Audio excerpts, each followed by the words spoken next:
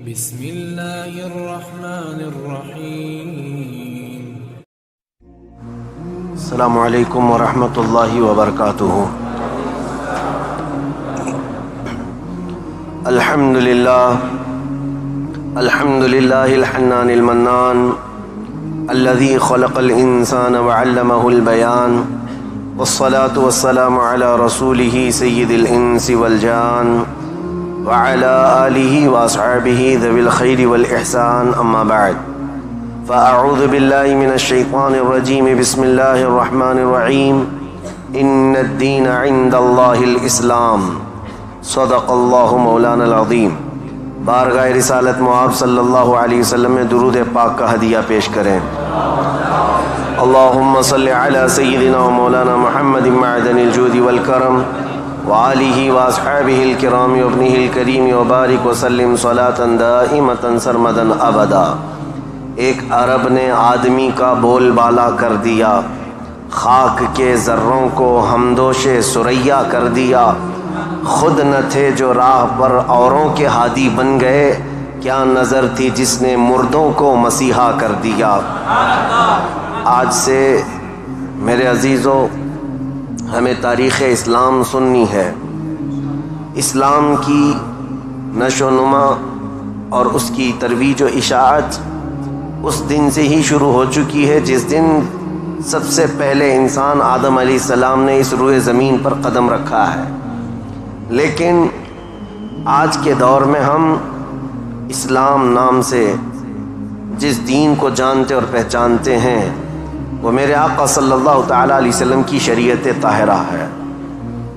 اسلام کی تاریخ سننے سے پہلے ہمیں تھوڑا پیچھے کے تمام حالات بھی جاننا ضروری ہے، کیونکہ اسلام کی ترویج و اشاعت اور اس کی تبلیغ کے لیے جو زمین منتخب کیا اللہ رب العزت نے، وہ عرب کی زمین ہے۔ عرب دنیا کے جغرافیہ میں کیا حیثیت رکھتا ہے، اس کی سچویشن جو ہے وہ کتنی امپورٹنٹ ہے، وہ سمجھنا ضروری ہے۔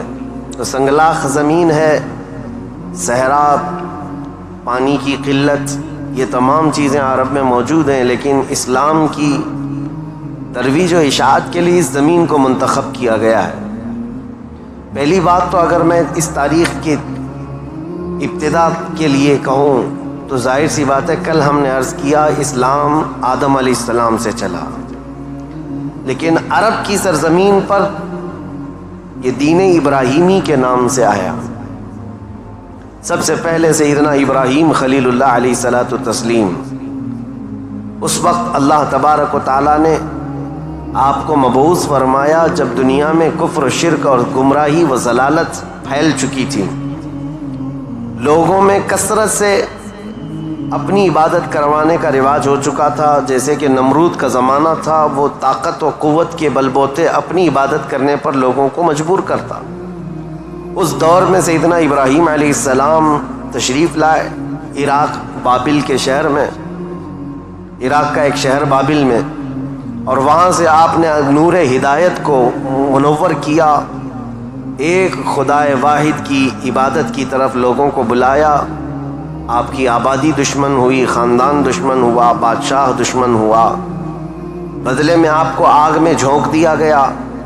آپ وہاں سے نکل کر مصر چلے گئے۔ مصر کی سرزمین کو آپ نے اپنا جائے قیام بنایا، وہیں پر رہنے لگے۔ آپ کی شادی حضرت سارہ سے ہوئی، اولاد نہیں تھی برسوں تک۔ پھر حضرت ابراہیم علیہ الصلاۃ والتسلیم کی مخالفت میں بہت سارے لوگ تھے، حکمران تھے، بادشاہ تھے۔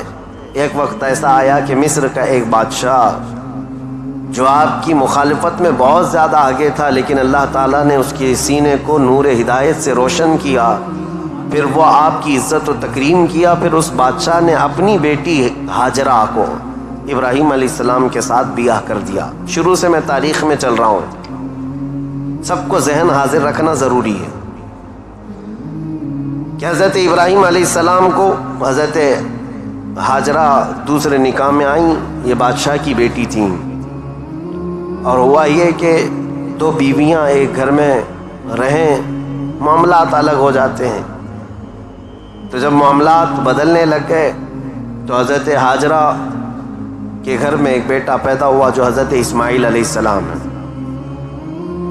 تو حضرت ابراہیم علیہ السلام کو حکم الہی ہوا کہ اس ماں اور بیٹے کو الگ رکھا جائے اور پہلی بیوی کو الگ رکھا جائے.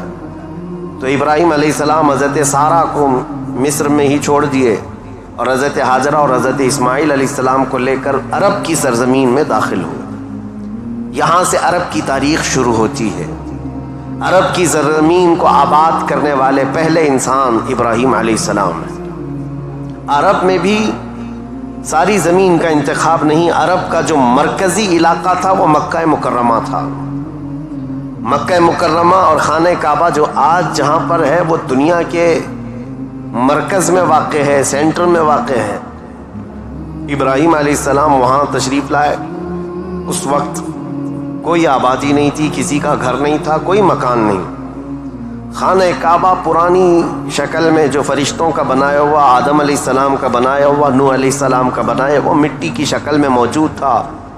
ابراہیم علیہ السلام وہاں پر اپنی بیوی اور اپنے بیٹے کو ایک چھوٹا سا گھر بنا کر دے دیتے ہیں, بغیر چھت کا مکان.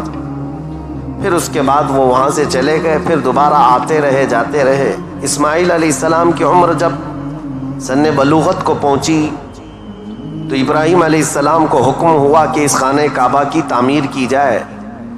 تو ابراہیم علیہ السلام نے اپنے بیٹے حضرت اسماعیل علیہ السلام کے ساتھ مل کر کے خانہ کعبہ کی تعمیر کی. آپ کو بانی کعبہ بھی کہا جاتا ہے. دو ہی باپ اور بیٹے نے مل کر پورے خانہ کعبہ کی تعمیر کی.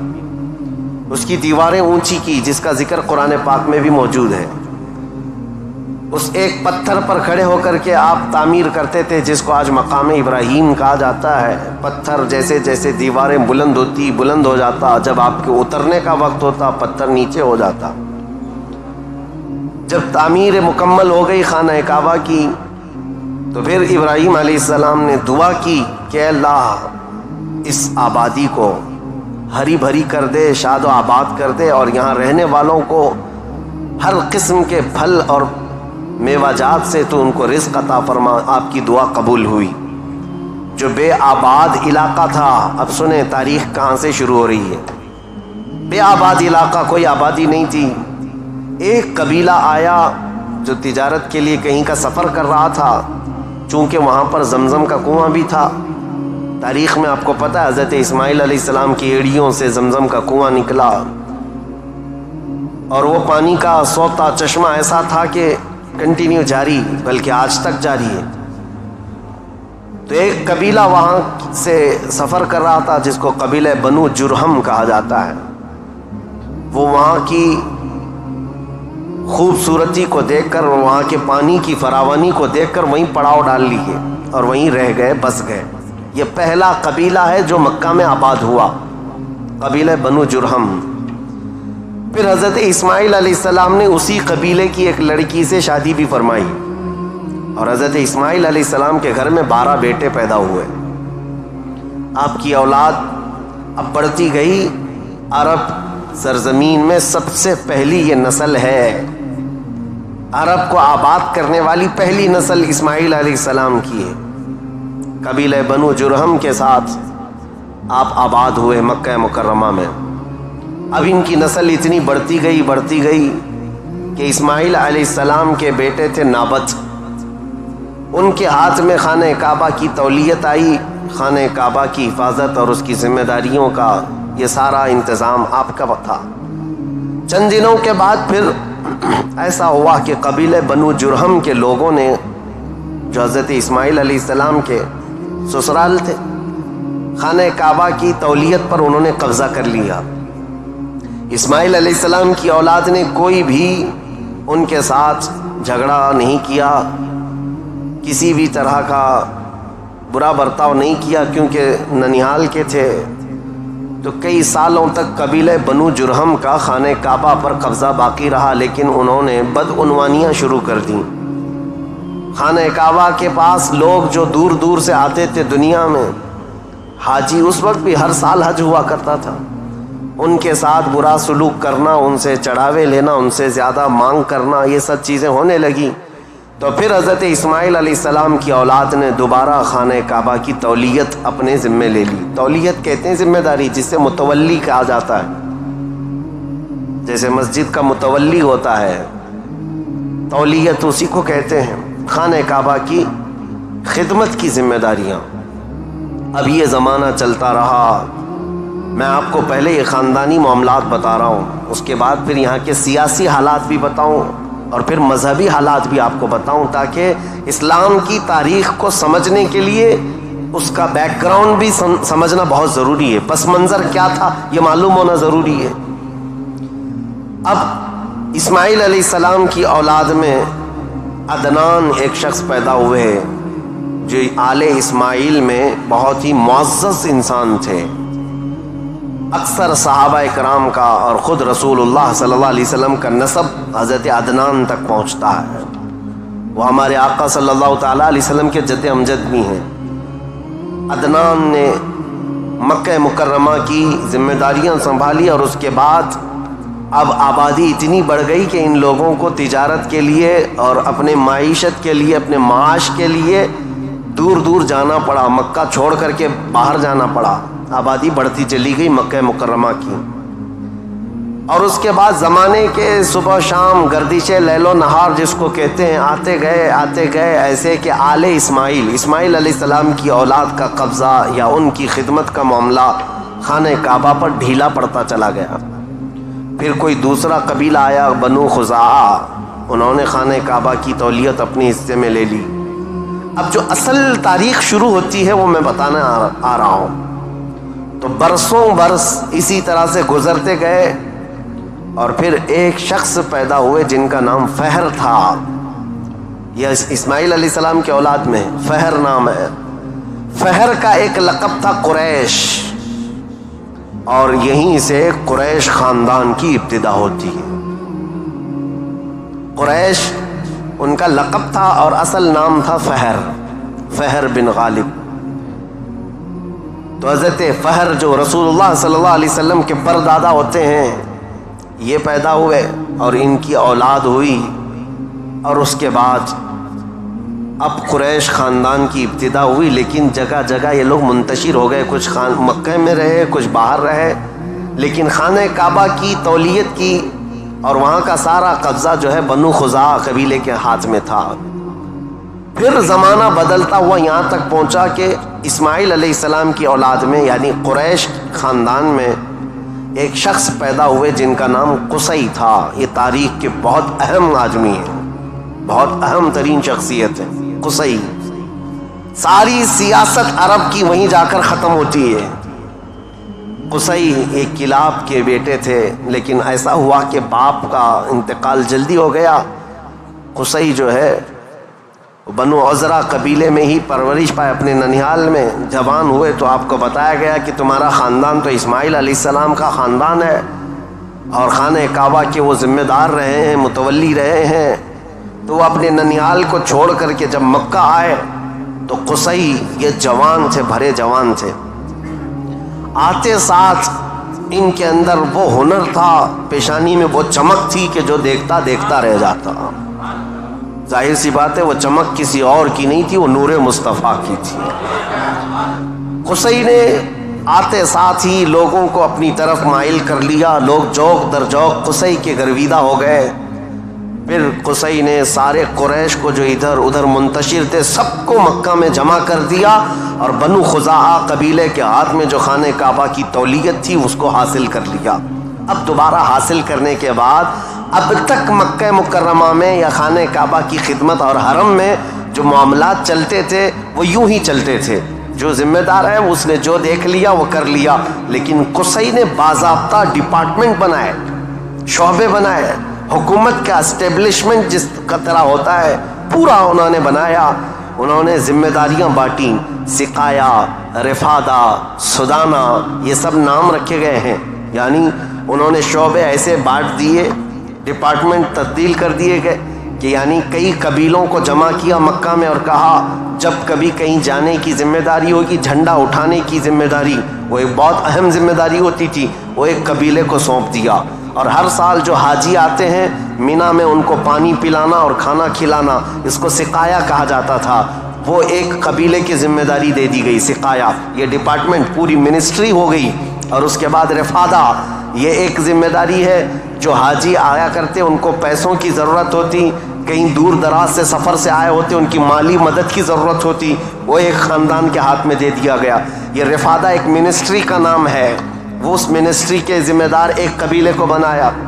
پھر اس کے بعد سدانہ، خانہ کعبہ کی حفاظت، اس کے غلاف کو تبدیل کرنا، اس کی چابی کی ذمہ داری، اس کو کھولنا بند کرنا، اس کی صفائی کرنا، وہ بھی ایک قبیلے کے ذمے میں دے دیا۔ وہ باضابطہ ایک منسٹری بنائی گئی، ایک وزارت تھی، اور اس کے علاوہ تقریباً انہوں نے 26 منسٹریاں بنائی تھیں، شعبے بنائے تھے۔ کون؟ حضرت قصی، یہ دنیا میں سب سے پہلے اس طرح شعبے جات کو تقسیم کر کے، جیسے ایک جمہوری نظام ہوتا ہے، ایک ڈیموکریسی نظام ہوتا ہے، اس طرح سے آپ نے بنایا۔ اور حضرت قصی کی یہ مہارت تھی کہ پورے عرب میں آپ کا، بلکہ ہر جگہ آپ کا چرچا ہونے لگا، اور حضرت قصی نے اس چیز کو اتنے اونچے لیول تک لے جا کر وہاں مکہ مکرمہ کو پوری دنیا میں متعارف کیا کہ لوگ یہاں کی خدمتیں دیکھنے کے لیے آیا کرتے تھے، ہر قبیلے کو الگ ذمہ داریاں تھیں۔ یہ تاریخ ہے۔ اس کے بعد قصی جلدی ہی انتقال کر گئے، حالانکہ ان کو زیادہ وقت نہیں ملا، ان کا زیادہ وقت نہیں تھا۔ ان کی شادی ہوئی، شادی ہونے کے بعد ان کے گھر جو بیٹے پیدا ہوئے ہیں وہ 2 بیٹے تھے، ایک عبد الدار اور ایک عبد مناف۔ قصی نے اپنی ساری ذمہ داریاں، اپنی جانشینی عبد مناف کو دے دیا۔ عبد مناف یہ بہت ہی پاکیزہ اخلاق کے انسان تھے اور لوگوں میں بہت ہی معزز تھے، مکرم تھے۔ عبد مناف کے ذمے میں جو کام آئے تھے وہ جس طرح ان کے باپ قصی نے بانٹے تھے۔ اس کے بعد عبد مناف کے بیٹے پیدا ہوئے جو عرب قبیلوں میں نہیں، قریش خاندان میں سب سے افضل انسان سمجھے جاتے تھے، وہ حضرت ہاشم ہیں۔ ہاشم، ان کا لقب ہاشم اس لیے تھا کہ یہ اتنے فیاض تھے، اتنے سخی تھے کہ اپنا مال کا اکثر حصہ پورا حاجیوں کو کھلانے میں تقسیم کرتے تھے۔ ایک بار عرب میں قحط پڑ گیا تھا، لوگ بھوکے تھے اور لوگوں کے پاس مال و دولت کی کمی بہت زیادہ آ گئی، تو حضرت ہاشم نے سال بھر روٹیوں کے ٹکڑے کر کے ان کو شوربے میں ڈبو کر لوگوں کو پیٹ بھر کر کھلاتے تھے، اس لیے آپ کا لقب ہاشم ہوا۔ ہاشم اس ذمہ داری کو اس طرح سے سنبھالتے ہیں کہ خانہ کعبہ کی تولیت وغیرہ عبد الدار کے پاس تھی۔ سقایا، رفادہ، جس کو میں ابھی نام دے کر کے جو منسٹریاں بتایا کہ یہ الگ الگ قبیلوں کے ذمے تھی، تو عبد الدار جو ایک ان کے پردادا کے ہی خاندان میں لوگ تھے، انہوں نے بدعنوانیاں شروع کی تھیں، ٹیکس لگایا، حاجیوں سے پیسہ لیا، یہ تمام چیزیں ہونے کی وجہ سے حضرت ہاشم نے وہ ذمہ داریاں بھی اپنے ہاتھ میں لے لیں۔ اب قریش خاندان میں حضرت ہاشم کے پاس جو ذمہ داریاں تھیں وہ یہ تھیں کہ آپ رفادہ یعنی حاجیوں کو مالی مدد دینے کے بھی آپ ہی ذمہ دار تھے، سقایا، مینا میں حاجیوں کو پانی پلانے کے ذمہ دار بھی آپ ہی تھے، اور سدانہ، خانہ کعبہ کی چابی اور کلید بردار جو کہتے ہیں وہ بھی ذمہ داریاں آپ نے لے لی تھی۔ اتنا ہی نہیں، ندوہ ایک وہاں کی ایسی بیٹھک کا نام ہے جو عدالت بھی ہے، پارلیمنٹ بھی ہے، مشورے کی جگہ ہے، جہاں سب کے فیصلے کیے جاتے تھے، وہ بھی حضرت ہاشم کے ذمے میں تھی۔ حضرت ہاشم، ان کا بھی معاملہ ایسا ہوا کہ انہوں نے شادی فرمائی اور ان کے ہاں ایک ہی بیٹا پیدا ہوا جن کا نام شیبہ تھا۔ حضرت ہاشم کے گھر ایک بیٹا پیدا ہوا شیبہ، اور اس کے بعد حضرت ہاشم کا انتقال ہو گیا۔ شیبہ بچپن میں ہی اپنے باپ سے محروم ہوئے، اور ان کے چچا تھے مطلب، جن کا نام تھا، ہاشم کے بھائی، سگے بھائی تھے۔ مطلب نے یہ شیبہ کو گود لے لیا اور پرورش کی، اور اتنی اچھی پرورش کی کہ لوگ جو ہے شیبہ کو ان کے اصلی نام کی بجائے مطلب کا غلام یا مطلب کا بیٹا کہتے ہوئے عبد المطلب ہی کہنے لگ گئے۔ یہ عبد المطلب میرے آقا صلی اللہ تعالیٰ علیہ وسلم کے سگے دادا ہیں، عبد المطلب، ان کا اصل نام شیبہ ہے۔ اب یہ خانہ کعبہ کی تولیت کی ذمہ داری سب سے لمبے عرصے تک سنبھالنے والے یہی ہیں، کافی لمبا ٹائم ان کو ملا، عبد المطلب کے زمانے میں ہی وہ اصحاب فیل کا واقعہ پیش آیا جو ابرہہ بادشاہ خانہ کعبہ کو ڈھانے آیا تھا، یہ حضرت عبد المطلب کے زمانے میں پیش آیا۔ حضرت عبد المطلب کے بھی تقریباً کافی اولاد ہوئیں، بیٹے ہوئے 12 کے قریب ان کی بھی اولاد ہوئیں۔ آپ نے ایک منت مانی تھی کہ اگر میں اپنے سارے بچوں کو جوانی کے حالت میں دیکھ لوں تو ان میں سے ایک بیٹا اللہ کی راہ میں قربان کر دوں گا۔ جب سارے بچے آپ کے جوان ہو گئے تو حضرت عبد المطلب خانہ کعبہ کے پاس گئے اور اس کے بعد آپ نے قرعہ اندازی کی اپنے بیٹوں کے نام نکال کر کے کہ کس بیٹے کا نام نکلے گا جس کو قربان کیا جائے۔ تو آپ نے جب قرعہ اندازی کی تو آپ کے چھوٹے بیٹے حضرت عبداللہ کا نام نکلا، قربانی کے لیے حضرت عبداللہ کا نام نکلا۔ حضرت عبد المطلب کے وہ سب سے زیادہ محبوب تھے، نور نظر تھے۔ آپ نے سارے لوگوں سے مخاطب ہو کر کے کہا کہ اس مسئلے کو کیسے حل کریں، تو سارے لوگوں نے کہا کہ اللہ رب العزت کے معاملات اللہ کے حوالے اس کو چھوڑ دو۔ پھر آپ نے خواب میں دیکھا کہ اس کا معاملہ ایسا ہے کہ اپنے اس نور نظر محبوب بیٹے کی قربانی کی بجائے ان کی جگہ 100 اونٹ قربان کر دیے جائیں، تو 100 اونٹ قربان ہوں گے لیکن آپ کے بیٹے کی قربانی بھی مان لی جائے گی کہ آپ نے بیٹے کو بھی قربان کیا۔ آپ نے حضرت عبداللہ کی جگہ پر 100 اونٹ قربان کیے۔ اسی لیے تو میرے آقا صلی اللہ علیہ وسلم نے ایک حدیث میں فرمایا ہے انا ابن الذبیحین، اے لوگوں میں 2 ذبیحوں کا بیٹا ہوں، ایک ذبیح اسماعیل علیہ السلام ہے، دوسرے ذبیح میرے باپ عبداللہ ہیں۔ یہ رسول اللہ صلی اللہ علیہ وسلم نے فرمایا کہ اب یہ حضرت شیبہ عبد المطلب، حضرت عبد المطلب جو خانہ کعبہ کی تولیت کو سنبھالتے رہے، یہ تاریخ یہاں تک آئی۔ آل اسماعیل ہیں، یہ اسماعیل علیہ السلام کی اولاد۔ تاریخ کو میں نے شروع کیا تھا حضرت ابراہیم علیہ السلام سے، پھر اب حضرت عبد المطلب رضی اللہ تعالیٰ عنہ خانہ کعبہ کی تولیت سنبھالتے رہے اور اس کے بعد اپنے سارے بیٹوں کی شادیاں کیں۔ ان میں اپنے چھوٹے بیٹے حضرت عبداللہ کی شادی آپ نے کہ ایک قبیلہ جو مدینہ طیبہ میں آباد تھا وہب بن عبد مناف کا، ان کی بیٹی حضرت آمنہ سے کی، جو سب سے معزز قبیلے کی خاتون تھیں، پاکیزہ تھیں، طیبہ تھیں، طاہرہ تھیں۔ رسول پاک صلی اللہ تعالیٰ علیہ وسلم کے والد ماجد عبداللہ نے حضرت آمنہ سے شادی کی۔ یہ شادی بھی بڑی مشہور شادی ہوئی کیونکہ حضرت عبداللہ کو کئی عورتیں دیکھتی تھیں اور شادی کی خواہش رکھتی تھیں۔ مکہ میں کئی لوگوں نے پیغامات دیے تھے اور اس کے بعد جب حضرت آمنہ سے انہوں نے شادی کی تو ایک خاتون ہے جو حضرت عبداللہ کی شادی کے لیے بہت کوشش میں لگی تھی، انہوں نے حضرت عبداللہ کو دیکھا اور اس کے بعد کہا شادی کے بعد تمہاری پیشانی پر کوئی چیز چمکتی تھی وہ اب نظر نہیں آتی ہے، پہلے میں دیکھا کرتی تھی، جس پر میں گرویدہ تھی میرے عزیزوں، وہ چمک اور وہ نور کوئی اور نہیں، میرے مصطفیٰ کا نور نبوت تھا جو آدم علیہ السلام سے چلتا ہوا آیا ہے اور ان کے باپ حضرت عبداللہ تک آیا۔ پھر حضرت عبداللہ حضرت آمنہ سے نکاح کر کے رہ رہے تھے اور تجارت کی غرض سے آپ حضرت عبداللہ ملک شام کی طرف جا رہے تھے۔ درمیان میں جو یثرب علاقہ تھا آج کا وہ مدینۃ المنورہ ہے، وہاں حضرت عبداللہ کو کچھ بیماریاں ایسی لگ گئیں کیونکہ یثرب جو علاقہ ہے اس کو پہلے بیماریوں کا گڑھ کہا جاتا تھا، وہاں جو جاتا بیمار ہو جاتا تھا۔ اس وقت انہوں نے وہاں کا سفر کیا تھا اور بیماریاں لگ گئی اور آنے سے پہلے آپ کا انتقال ہو گیا، عبداللہ کا انتقال ہو گیا حضرت عبداللہ کا۔ اور پھر چند ماہ گزرے تھے، 6 مہینے کے بعد پورے عالم میں جو ایک عجیب کیفیت طاری تھی، عرب کی یہ تاریخ میں آپ کو بتا رہا ہوں کہ یہاں پر اب حالات کیا تھے۔ حضرت آمنہ کے گھر رسول پاک صلی اللہ تعالیٰ علیہ وسلم حمل سے ہیں، لیکن اس سے پہلے میں اب پس منظر بتاتا ہوں، بیک گراؤنڈ بتاتا ہوں دنیا میں کیا چل رہا تھا، اس وقت حالات کیسے تھے۔ اس کو میں ڈیوائیڈ کر کے اگر بتاؤں سیاسی حالات اور مذہبی حالات۔ سیاسی حالات میں یعنی پالیٹکس کے اعتبار سے دیکھا جائے تو حکومت اور تسلط قبضہ زیادہ کس کا تھا؟ اس دور میں سب سے بڑی 2 حکومتیں تھیں، ایک پرشین امپائر اور ایک رومن امپائر۔ روم کی حکومت اور فارس کی حکومت، ان دونوں کا بہت بڑا اثر و رسوخ تھا، پوری دنیا کی بات کر رہا ہوں۔ یہ سپر پاور طاقتیں تھیں۔ عرب میں بعض لوگ پرشین امپائر کے انڈر میں کام کرتے تھے، بعض لوگ رومن امپائر کے انڈر میں کام کرتے تھے۔ مذہب کے اعتبار سے ہم بعد میں بات کرتے ہیں۔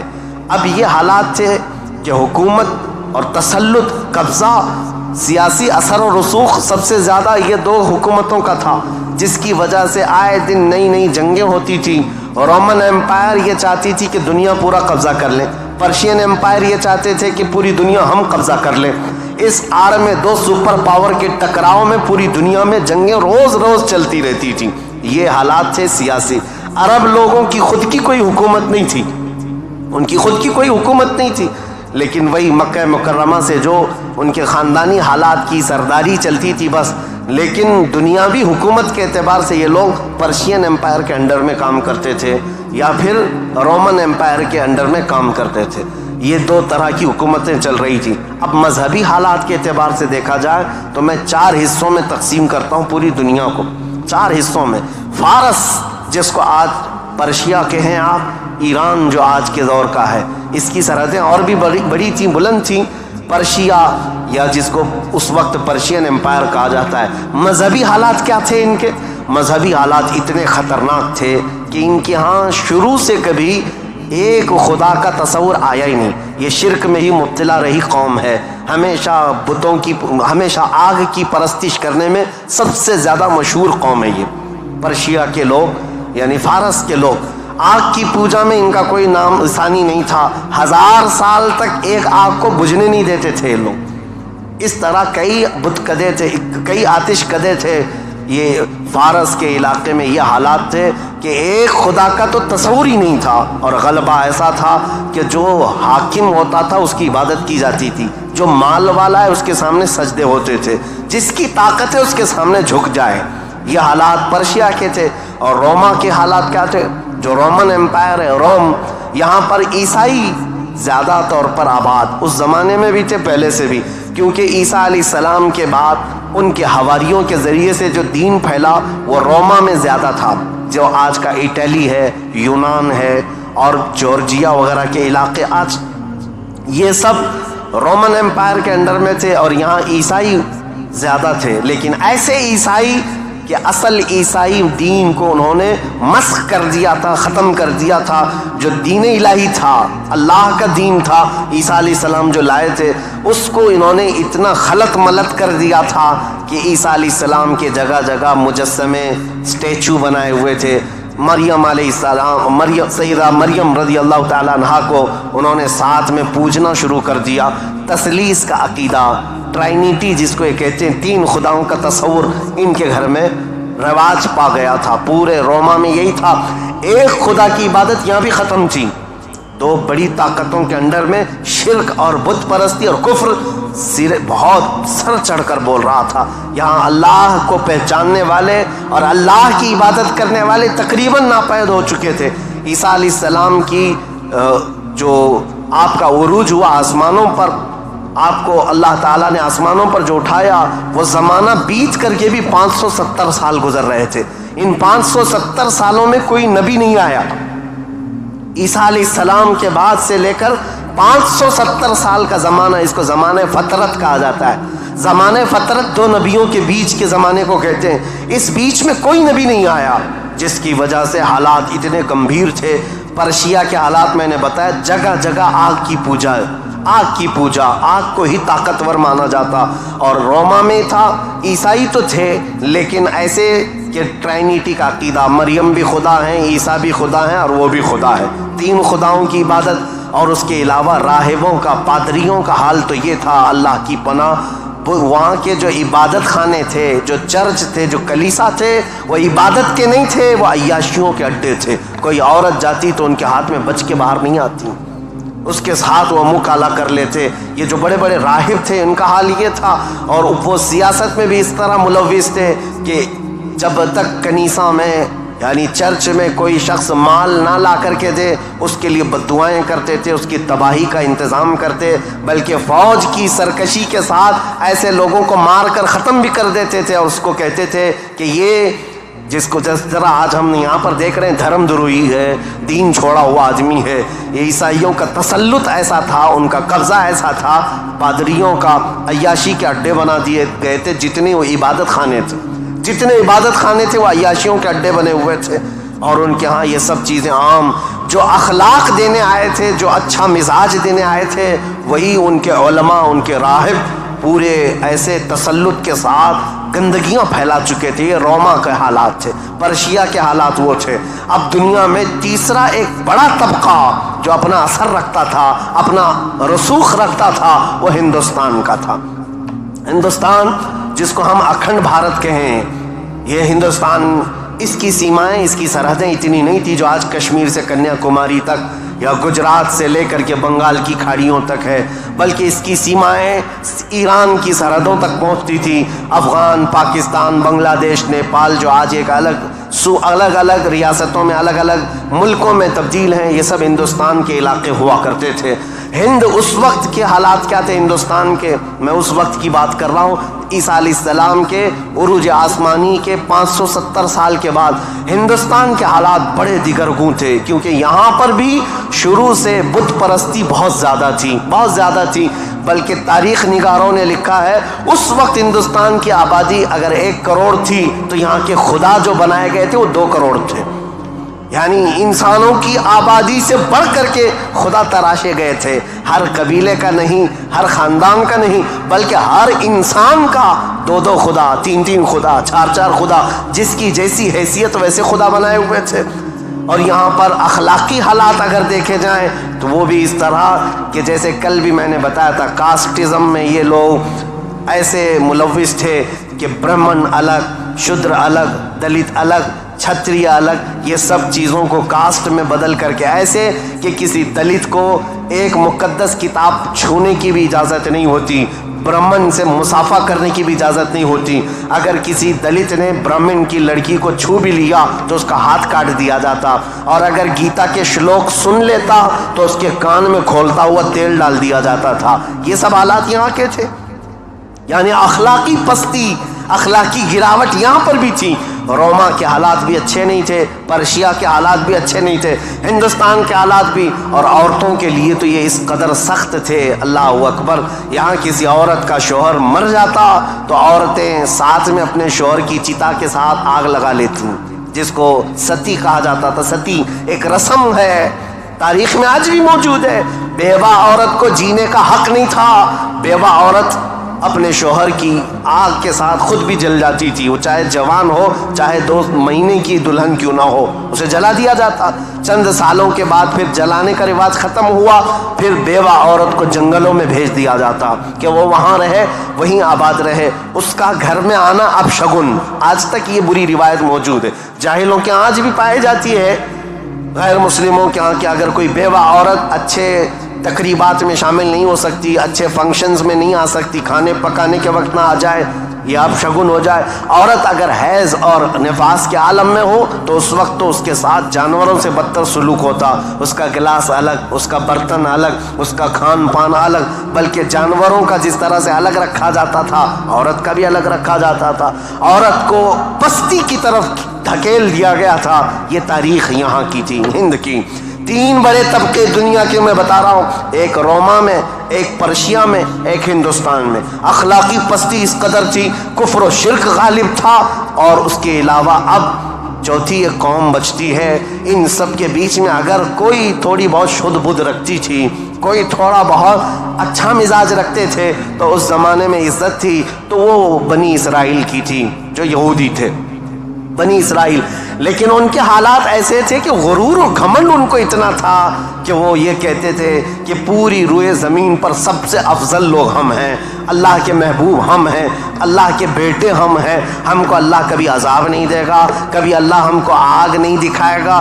یہ سب اتنا غرور تھا اپنے افضل ہونے کا کہ کوئی نبی آتے تو ان نبیوں کا قتل بھی کر دیتے۔ ان بنی اسرائیل نے، یہودیوں نے 10,000 کے قریب نبیوں کا قتل کیا ہے، 10,000 کے قریب نبیوں کا قتل کیا یہ بنی اسرائیل، اور اللہ کی لعنت ان پر ایسی، اللہ کا غضب ان پر ایسا، غیر المغضوب علیہم ولا الضالین پڑھتے ہیں آپ، اور قرآن پاک میں اللہ تعالیٰ نے فرمایا ہے کہ اللہ وباءوا بغضب من اللہ، وہ اللہ کے غضب کے ساتھ لوٹی ہوئی قوم ہے۔ یہودی جو تھے بنی اسرائیل، اس دور میں ان کا حال یہ تھا کہ تھوڑے بہت یہ بت پرستی تو نہیں کرتے تھے، دوسرے خداؤں کی طرف جھکتے تو نہیں تھے، لیکن سود خوری ان کی فطرت میں داخل تھی۔ سود اتنا کھاتے تھے کہ کسی بھی غریب کی زندگی تباہ و برباد کر دیتے۔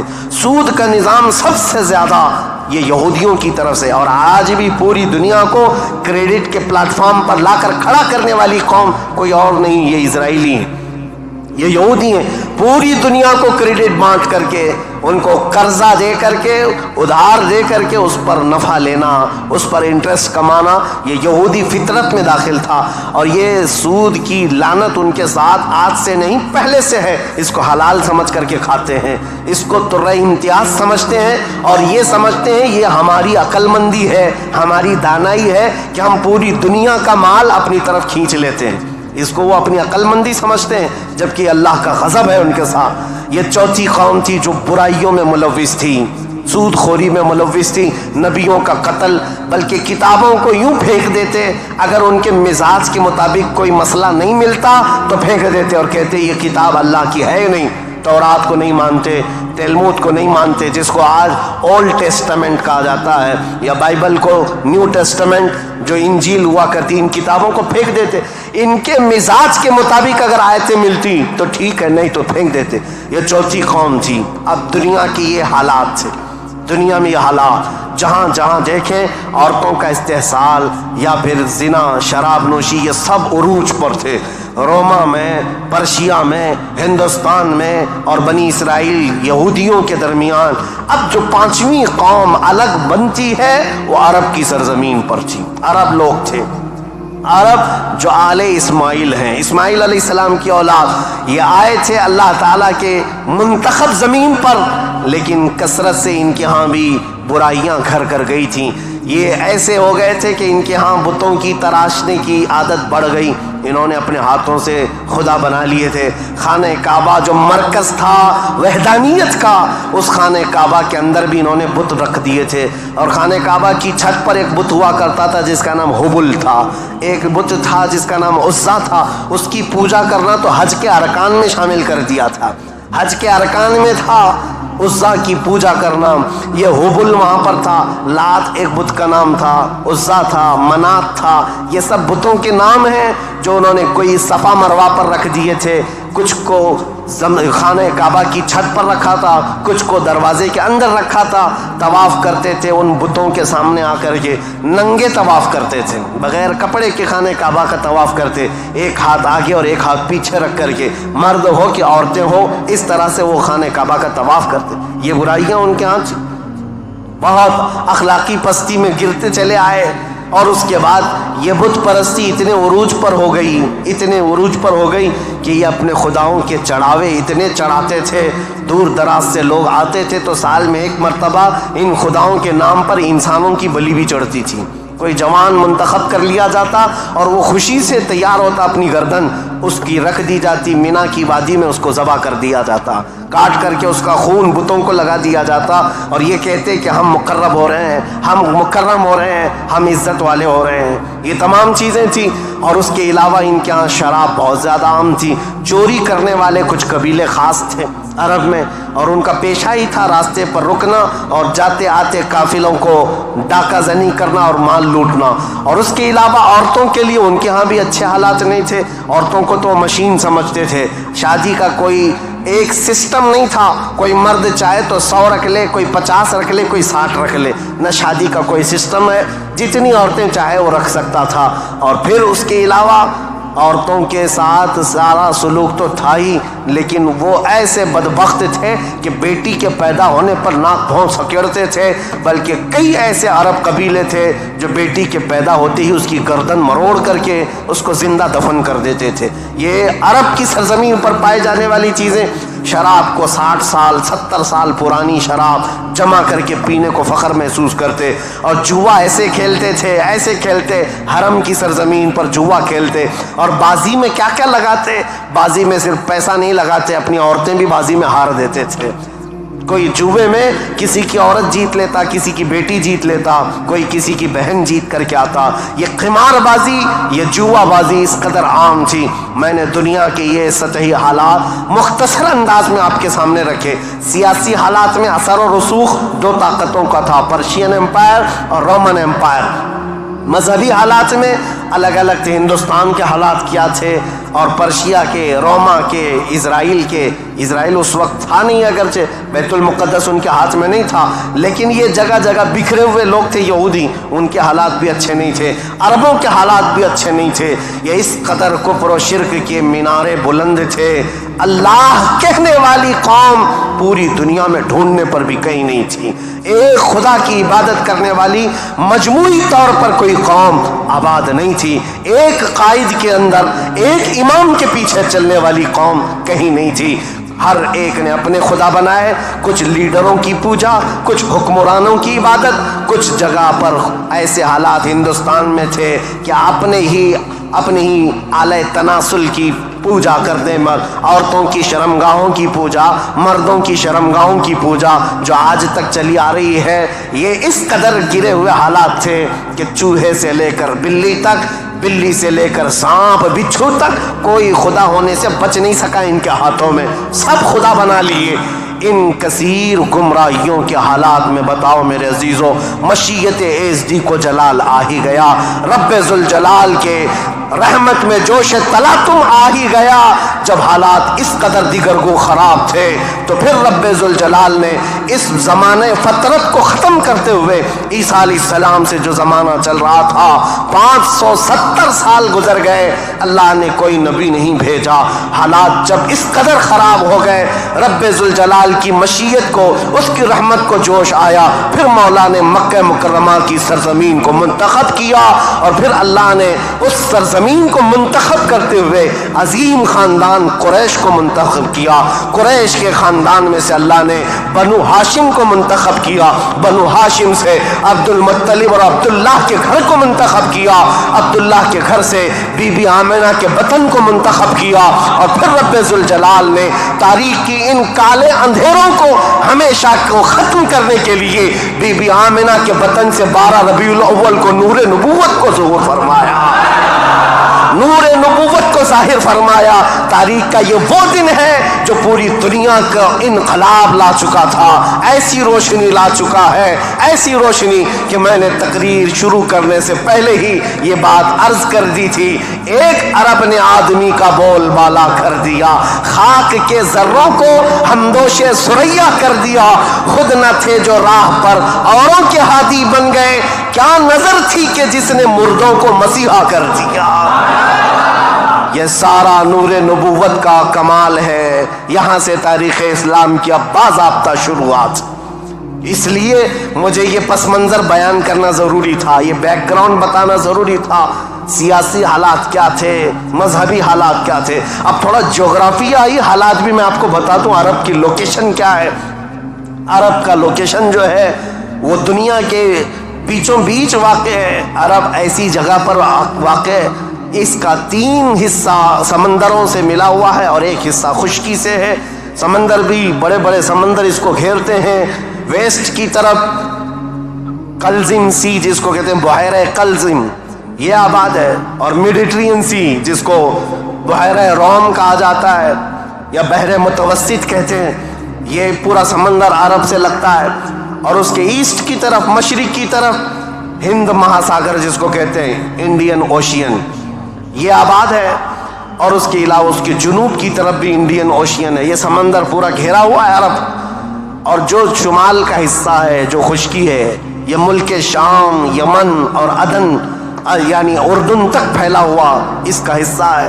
اب اس کی جغرافیائی حالت یہ تھی کہ عرب کے اندر کثرت سے زمین پہاڑیاں رکھتی ہے، آج بھی، اگرچہ مکہ میں انہوں نے کھود کھود کر پہاڑیوں کو ختم کیا ہے، لیکن آپ کو ایک سروے کے مطابق میں بتاؤں آج کے فی الواقع عرب شریف کے اندر 20 لاکھ پہاڑیاں ہیں. 20 لاکھ پہاڑیاں، سلسلہ ہے پہاڑیوں کا، پوری زمین سنگلاخ ہے. پہاڑیاں ایسی نہیں کہ نرم و نازک پہاڑیاں جس پر میوہ اگتے ہوں، بڑے بڑے درخت اگتے ہوں، نہیں، پتھروں کی پہاڑیاں ہیں، کالے کالے پتھر. بعض پہاڑیاں تو ایسی ہیں جو آتش فشاں ہیں، یعنی جو شعلے اگلتی ہیں، آگ اگلتی ہوئے پہاڑیاں موجود ہیں. عرب کی سرزمین ان پہاڑیوں سے بھری ہوئی ہے، اور ندی کے نام پر کوئی ندی نہیں. پانی کی قلت بہت کثرت سے، اگرچہ 3 طرف سے سمندر ہے، لیکن زمین ایسی خشک ہے کہ عرب میں کوئی سرزمین پر سبزہ نہیں اگتا تھا، کھیتی باڑی نہیں ہوتی تھی. بارش کا حال یہ ہے کہ سال میں اگر 2-4 دن آ گئی تو ٹھیک ہے. ہمارے ہاں تو باضابطہ موسم چل رہا ہے، وہاں موسم آیا ہی نہیں کرتا، کبھی بوندا باندی ہو گئی. یہ برسوں سے ہے. عرب کی سرزمین خشک ہے، اور ہوا اور وہاں کی فضا کے اعتبار سے نہایت ہی گرم مانی جاتی ہے، گرم مانی جاتی ہے. آج اس سال ہم لوگوں نے حج کی سعادت جو حاصل کی، عرفات کے میدان میں 48 ڈگری چل رہی تھی گرمی. 48 ڈگری کی گرمی میں حاجیوں نے حج ادا کیا ہے. ہمارے یہاں 37 ڈگری 38 ڈگری آ جائے تو ہا ہو کرتے ہیں، اور ہم باہر نکلنے کو پسند نہیں کرتے. وہاں 48 ڈگری میں بغیر چھت کے حجاج کرام حج کرتے رہے. اسی لیے عربوں کی سرزمین جو ہے نہایت گرم مانی گئی ہے. سرزمین پتھریلی اور زمین سوکھی، سبزہ نہیں اگاتی، بارش نہیں آتی، اوپر سے گرمی اتنی پھینکتا ہے سورج، چلچلاتی ہوئی دھوپ. اس فضا کا اثر طبیعت پر ہوتا ہے. آپ یہ سوچ رہے ہوں گے کہ یہ ویدر بتانے کی ضرورت آج کیا ہے؟ ضرورت ہے. موسم کے اعتبار سے انسانوں کی طبیعت میں فرق آتا ہے. جیسا موسم ہوتا ہے انسانوں کی طبیعت میں اثر پیدا ہوتا ہے. زمین کا بھی اثر ہوتا ہے، مٹی کا اثر ہوتا ہے، موسم کا اثر ہوتا ہے. عرب میں کثرت سے پہاڑیاں، سخت قسم کے پتھر. آج کی ہائی ٹیکنالوجی کے بڑے بڑے بلڈوزر لگ جاتے ہیں، مہینوں تک کھودتے ہیں تو تھوڑا بہت حصہ بھی کٹ نہیں پاتا. ہم تو تقریباً 10 سال سے ایک پہاڑ کو کھودتے ہوئے دیکھ رہے ہیں، ابھی بھی عرب میں وہ کھود ہی رہے ہیں بلڈوزر. جبکہ ان لوگوں کے ہاں ٹیکنالوجی ہمارے یہاں کی طرح کی نہیں ہے. روڈ بنانا ہے تو رات کے وقت آپ گزر رہے ہو 1 کلومیٹر روڈ، صبح فجر میں دیکھیں تو تیار رہتا ہے، اتنے فاسٹ. لیکن پہاڑیوں کو کھودنے کے لیے آج بھی، آج کے ہائی ٹیکنالوجی کے دور میں بھی وہ پہاڑیوں کو ہلا نہیں پاتے. سخت قسم کے پتھر، سخت قسم کے پتھر. زمین سبزہ نہیں اگاتی، بارش نہیں آتی، موسم برساتا نہیں، سورج جھلسا دینے والی گرمی پھینکتا ہے. یہ سب کا اثر طبیعتوں پر بھی ہوتا ہے. اس کی وجہ سے عربوں کی طبیعت میں خشکیاں، چڑچڑاہٹ، ضدی پن، تکبر، غرور، یہ سب چیزیں تھیں. عرب جلدی کسی چیز کو ایکسپٹ نہیں کرتے. اور اب میں آپ کو یہ بھی بتا دوں کہ عرب کو عرب کہتے کس لیے تھے. عرب یہ نام کیوں پڑا تھا اس کا؟ یہ انسانوں کی طبیعت کے حساب سے میل کھاتا ہے، اس لیے میں عرض کر رہا ہوں عرب نام کیوں رکھا گیا. عرب کس کو کہتے ہیں؟ لفظ عرب، عین را با، یہ عربی میں لفظ جو ہے اس کا میننگ ہوتا ہے اچھی زبان رکھنے والا، فصیح اللسان جو آدمی ہے، عرب کہتے ہیں اس کو. یہ عرب اپنے آپ پر اتنا غرور رکھتے تھے، وہ کہتے تھے کہ پوری دنیا میں اگر سب سے اچھی زبان ہے تو ہماری ہے، باقی کو عجم کہتے ہیں. عجم کا مطلب ہوتا ہے گونگا، وہ ہم سب کو گونگا کہتے ہیں. سارا عجم ہے، عرب کو چھوڑ کر کے جتنا ہے وہ سب عجم ہے. فارس عجم ہے، ہند عجم ہے، افریقہ عجم ہے، امریکہ عجم ہے. عجم کا مطلب گونگے. عرب لوگ اپنے آپ کو صرف زبان والا کہتے اور باقی پوری دنیا کو گونگا سمجھتے تھے. تو یہ نخوت جو تھی، یہ بڑاپن جو تھا، یہ تکبر جو تھا، وہ وہاں کے موسم کے اعتبار سے پتھریلی زمین کی وجہ سے ان کی طبیعتوں میں گھر کر گیا تھا. جلدی ایکسیپٹ نہیں کرتے. ایسے سخت دلوں کے اندر اور ایسے سخت قوم کے اندر اسلام کا نور ظاہر کرنا یہ کوئی عام بات نہیں تھی، عام بات نہیں تھی. اللہ رب العزت کی مصلحت اور اس کی حکمت بالغہ کو دیکھے. اللہ کریم نے اپنے آخری رسول کے لیے جو زمین منتخب فرمائی وہ افریقہ کی سرزمین نہیں تھی، نہ ہی کوئی ہند کی سرزمین، نہ یورپ کی سرزمین، بلکہ عرب کی سرزمین کو منتخب کیا گیا. اس لیے مجھے زمین کا جغرافیہ بتانا ضروری ہے کہ یہ لوکیشن کے اعتبار سے بیچوں بیچ میں آباد ہے، پوری دنیا کا سینٹر کہلاتا ہے. اس لیے کہ یہاں سے روشنی نکلے تو پوری دنیا میں پھیلے. یہاں سے نکلا ہوا ابر ہر زمین پر بارش بن کر کے برسے گا، اور برسا بھی. اللہ کریم نے مکہ مکرمہ کی سرزمین کو منتخب فرمایا. طبیعتیں کیسی تھی، اکھڑ مزاج لوگ تھے، ان کے درمیان میرے آقا کو پیدا کیا اللہ نے. اور رسول کریم صلی اللہ تعالیٰ علیہ وسلم جس دن پیدا ہوئے، یہ بی بی آمنہ کا گھر تھا، اور رسول کریم صلی اللہ تعالیٰ علیہ وسلم یتیمی کی حالت میں پیدا ہوئے ہیں. باپ نہیں ہیں، ماں پرورش کرتی رہی. عربوں کے رواج کے اعتبار سے دادا کی شفقت بہت زیادہ تھی اپنے پوتے پر، کیونکہ بیٹے عبداللہ بہت محبوب نظر تھے، بڑے پیارے تھے. لیکن جب جوانی میں انتقال کر گئے تو حضرت عبد المطلب کو اس کا بڑا صدمہ تھا کہ میرا سب سے محبوب بیٹا عبداللہ مدینے میں انتقال کر گیا. تو اپنی بہو حضرت آمنہ اپنے پوتے حضور اکرم صلی اللہ تعالیٰ علیہ وسلم کی پرورش میں جی جان لگا دیا. اتنا لگا دیا، آپ کو پتہ ہے میرے آقا صلی اللہ تعالیٰ علیہ وسلم کا نام پاک آج کروڑوں مسلمانوں کی آنکھوں کا تارا ہے. حضور کا نام جیسے ہی ہم محمد نام لیتے ہیں، ہم انگوٹھوں کو چوم کر کے آنکھوں سے لگاتے ہیں. یہ نام پاک عام نام نہیں ہے. اس نام پاک کو بزرگان دین تو ایسے تھے کہ حضرت محمود غزنوی کا نام سنا ہے، ان کے خاص وزیر تھے ایاز. ایاز کے بیٹے کا نام تھا محمد. محمود جو ہے سلطان محمود اپنے وزیر کے بیٹے محمد کو بہت پیار کرتے تھے. ایک دن جو ہے آپ ایاز کے بیٹے کو محمد کہہ کر نہیں بلا رہے ہیں، بلکہ کہتے ہیں اے ابن ایاز، اے ایاز کے بیٹے ادھر آ جا. ایاز نے سن لیا، کہا آج سلطان غضبناک ہوں گے، میرے بیٹے کا نام لے کر کے نہیں پکارا، باپ کے نام سے پکارا ہے. بعد میں حاضر ہو کر پوچھا سلطان میرے بیٹے سے کوئی خطا ہوئی، آپ خفا تو نہیں ہیں؟ اس کے نام سے نہ پکارتے ہوئے اس کو ابن ایاز کہہ کر پکارا. سلطان محمود نے کہا ایاز ایسی بات نہیں، خفا نہیں، بلکہ میں وضو کی حالت میں نہیں تھا، اس لیے تیرے بیٹے کا نام محمد ہے، میں بغیر وضو کے کبھی اس کا نام بھی نہیں پکارتا.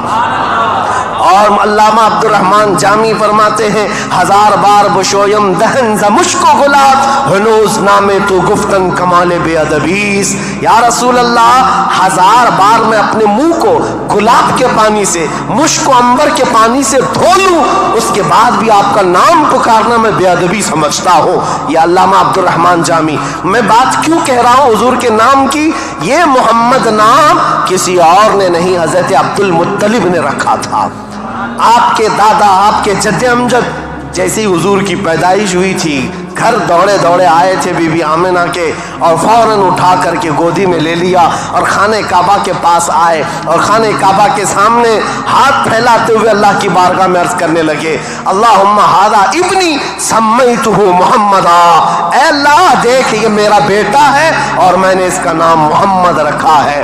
عرب کے بہت سارے لوگ وہاں موجود تھے، یہ نیا نام تھا ان کے لیے. عرب میں جو نام رکھے جاتے ہیں وہ باپ داداؤں کے نام پر چلتے ہیں، وہاں پر نئے نام نہیں رکھتے، خاندانوں کے اپنے خود پرسنل نام چلتے رہتے ہیں، پرٹیکولر نام ہوتے ہیں، وہی نام رکھے جاتے ہیں. حضرت عبد المطلب نے نیا نام رکھا تھا تو عرب کے بہت سارے قبیلے آئے اور پوچھا یا عبد المطلب لم سمیتک ابنی ابنک ھذا محمدا. اے عبد المطلب آپ نے لم سمیت ھذا محمد، کیوں آپ نے اس کا نام محمد رکھا ہے؟ تو حضرت عبد المطلب مسکرائے اور کہا تمہیں پتہ ہے محمد کا نام کا مطلب کیا ہے، محمد کی میننگ کیا ہے؟ کہا محمد کہتے کسے ہیں؟ محمد اس کو کہتے ہیں جس کی سارے لوگ تعریف کریں، سب سے زیادہ جس کی تعریف کی جائے اس کو محمد کہا جاتا ہے. حضرت عبد المطلب نے کہا میں نے اپنے اس بیٹے کا نام محمد اس لیے رکھا ہے کہ جب بھی کوئی نام لے تو نہ چاہتے ہوئے بھی میرے بیٹے کی تعریف ہو ہی جائے. آج میرے آقا کی شان میں کسی کو گستاخی کرنا بھی ہو، میرے آقا کا نام محمد لیتا ہے تو پہلے حضور کی تعریف کر ہی رہتا ہے، وہ کر کے ہی رہتا ہے. عزیزان گرامی وقار، حضور اکرم صلی اللہ تعالیٰ علیہ وسلم کو حضرت عبد المطلب نے بڑی شفقت دی. عرب کے مشہور قانون اور وہاں کے دستور کے مطابق کہ عرب لوگ اپنے بچوں کی حفاظت کے لیے یعنی ان کی زبان کی حفاظت کے لیے دیہاتوں میں بھیجتے تھے کہ ان کی زبان محفوظ رہے. شہروں کی زبان جو ہے مکس ہو جاتی ہے، جیسے ممبئی کی زبان، اس کا کوئی اتا پتہ نہیں ہے، اس میں یو پی بھی ملا ہوا ہے اور راجستھان بھی ہے، گجراتی بھی ہے، کرناٹکی بھی ہے، سب ملا کر کے مکس ہو گئی کیونکہ ہر جگہ کے لوگ یہاں پر موجود ہیں. یہ شہر ہے اور شہروں میں ہر علاقے کے لوگ آتے ہیں، اپنی اپنی تھوڑی تھوڑی سی باتیں اس میں داخل کر دیتے ہیں اور یہ ایک مکسچر لینگویج بن جاتی ہے اور اس کو پتہ ہی نہیں رہتا اس کی اوریجنل لینگویج کیا تھی. مکہ ایسا تھا کہ ہر جگہ سے لوگ آتے تھے، حج کے لیے آتے تھے اور کئی کئی مہینے رہتے تھے. تو کچھ لوگ عربی جانتے نہیں تھے، کوئی فارسی اس میں داخل کر دیا، کوئی الگ زبان عبرانی داخل کر دیا، سریانی داخل کر دیا. تو وہاں پر زبان کی حفاظت کی بہت ضرورت تھی کیونکہ اس دور میں سب سے بڑا اگر کوئی عہدہ تھا تو زبان کا تھا. زبان جس کی اچھی ہو وہ عرب میں سب سے زیادہ عزت والا تھا. تو اس کے لیے مائیں اپنے بچوں کی زبان کی حفاظت کے لیے بچپن میں ان کی پرورش مکہ میں نہیں کرتی تھی، باہر بھیجتی تھی. اس رواج کے چلتے ہوئے 6 مہینے کے بعد حضور صلی اللہ تعالیٰ علیہ وسلم 6 مہینے حضرت آمنہ کی گود میں تھے. پھر وہ حلیمہ سعدیہ کے بخت چمکے، نصیبے چمکے کہ وہ دایا تھیں بنو سعد قبیلے کی. طائف سے آگے ایک علاقہ بنو سعد آج بھی موجود ہے، طائف سے 80 کلومیٹر دور، وہاں سے وہ آئی تھی. 180 کلومیٹر کا سفر کر کے آئی تھی اور مکہ مکرمہ میں انہوں نے رسول پاک صلی اللہ تعالیٰ علیہ وسلم کو گود لے لیا. تفصیلات میں نہیں بتا رہا ہوں، تاریخ ہے کیونکہ ہم مولد شریف میں تفصیلات بیان کرتے ہیں، یہ تاریخ اسلام ہے، اس کے لیے میں چلتی چلتی مختصر جھلکیاں رکھ رہا ہوں. حلیمہ سعدیہ لے کر گئیں، 2 سال پرورش کر کے واپس لے آئیں حضرت آمنہ کے گھر. حضرت آمنہ اپنے نور نظر کو لے کر ساتھ رہتی. جب حضور کی عمر 6 سال کی ہوئی تھی تو 6 سال کی عمر میں حضرت آمنہ مدینہ نکلی کیونکہ ان کا ننیحال بھی تھا اور اپنے شوہر حضرت عبداللہ کی قبر بھی وہاں تھی. انتقال کے بعد سے وہ گئی نہیں تھی. تو اپنے بیٹے کے بڑے ہونے کے بعد حضور صلی اللہ تعالیٰ علیہ وسلم کو لے کر کے وہ مدینے گئیں، ننیحال گئیں اور اس کے بعد یعنی حضور کے ننیحال اور پھر واپسی میں حضرت عبداللہ کی قبر سے ہوتے ہوئے آ رہی تھیں. وہاں کی بیماریاں حضرت آمنہ کو بھی جکڑ لیں. ایسی بیمار ہوئیں کہ ابوا ایک جگہ ہے بدر کے قریب، ابوا مدینہ اور مکہ کے بیچ میں. حضرت آمنہ وہ زیادہ دیر آگے چل نہ سکیں، وہیں پر آپ کی وفات ہو گئی. حضور پاک صلی اللہ علیہ وسلم کی عمر پاک 6 سال کی ہے. خود رسول محترم صلی اللہ علیہ وسلم نے اپنے ہاتھوں سے اپنی ماں کو دفن کیا. حضور کے ساتھ اس وقت آپ کے والد کی ایک کنیز تھیں ام ایمن، یہ ساتھ رہتی تھیں.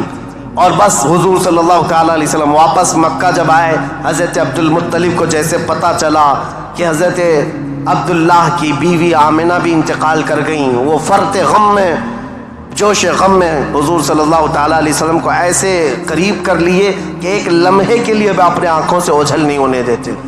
لیکن ہوا کیا، مشیت عز دی جو چاہے.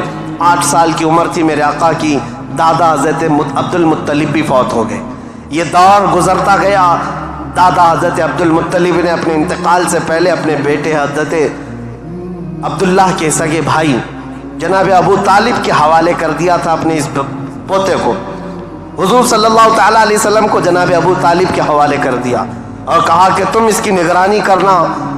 تو جناب ابو طالب نے ایسی نگرانی کی کہ ابو طالب کے گھر میں بیٹے تو ہوئے، ان کے بیٹے عقیل ہیں، ان کے بیٹے جعفر ہیں، ان کے بیٹے حیدر کرار، علی و مرتضیٰ ہیں، لیکن حضور صلی اللہ تعالیٰ علیہ وسلم کی پرورش میں ایسا کمال کا کردار ادا کیا کہ اپنے بیٹوں کو بھی کچھ نہیں سمجھتے حضور کے آگے، حضور اکرم صلی اللہ علیہ وسلم کے آگے.